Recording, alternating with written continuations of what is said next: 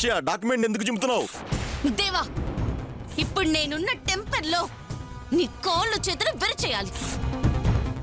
పోతే పోని అని డాక్యుమెంట్స్ చించుతున్నాను.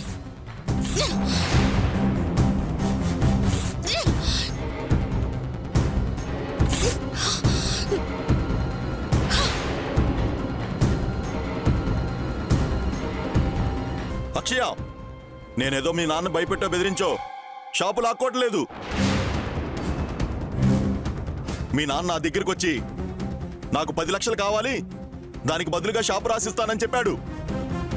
ఆ సంగతి తెలుసా నీకు? ఆయన కష్టం అర్థం చేసుకుని నేను పోతే పోనీ అని జాలిపడి అంత విలువ చేయని ఆ షాపుని 10 లక్షలు విలువ కట్టి నా పేరు మీదుగా రాయించుకున్నాను. చెప్పాలంటే నువ్వు కూడా మీ నాన్నకి చెయ్యలేని సాయం నేను చేశాను. నువ్వు మా నాన్నకి సాయం చేశావని నువ్వు చెప్తే నేను నమ్మాలా? నక్క చిలక పలుకులు పలికినంత మాత్రాన అవును నిజమే అని నమ్మడానికి నేనేం పిచ్చిదాన్ని కాదు. నేను మళ్ళీ మళ్ళీ చెప్తున్నాను, విని బుర్రకెక్కించుకోదేవా. నువ్వెంత ప్రయత్నించినా, ఎన్ని వేషాలు వేసినా ఈ అక్షయ్ని దాటి మా నాన్న కష్టార్జితమైన ఆ షాప్ ని దక్కించుకోలేవు.